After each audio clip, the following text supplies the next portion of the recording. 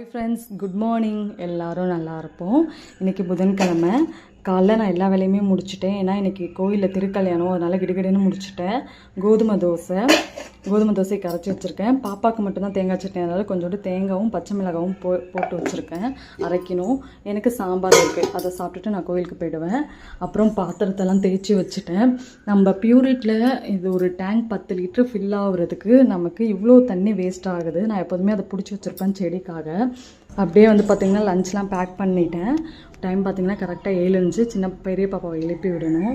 என்ன இன்றைக்கி லஞ்ச்னால் கோதுமை தோசை தான். எல்லாேருக்கும் கஞ்சி. மார்னிங் இப்போ கஞ்சி கொடுக்க ஆரம்பிச்சிட்டேன் பசங்களுக்கு. சாயந்தரம் பால் கொடுக்கலாம் அப்படின்னு சொல்லிட்டு கஞ்சி ரெடி பண்ணிட்டேன். அப்புறம் லஞ்சுக்கு கேரட் வறுவல் சும்மா வறுத்துருக்கேன். வெங்காயம் தக்காளி போட்டால் பசங்களுக்கு பிடிக்க மாட்டுது, அதனால் கேரட் வறுவல் செஞ்சுருக்கேன். அப்புறம் ரசம் சாதம். பாப்பாவுக்கு கொஞ்சம் உடம்பு சரியில்லைங்கிறதுனால 2 பேருக்குமே ரசம் சாதம் தான் வச்சுருக்கேன், பேக் பண்ணியிருக்கேன். அப்புறம் சுண்டல். எப்போதும் வாரத்தில் 2 நாள் சுண்டல் கொடுத்துருவேன். இன்றைக்கி பச்சைப்பயிர் கொடுத்தேன், 2 விசில் விட்டேன். அது லைட்டாக குழஞ்ச மாதிரி இருக்குது. அதுக்கு ஸ்பூன் எல்லாமே எடுத்து வச்சுட்டேன்.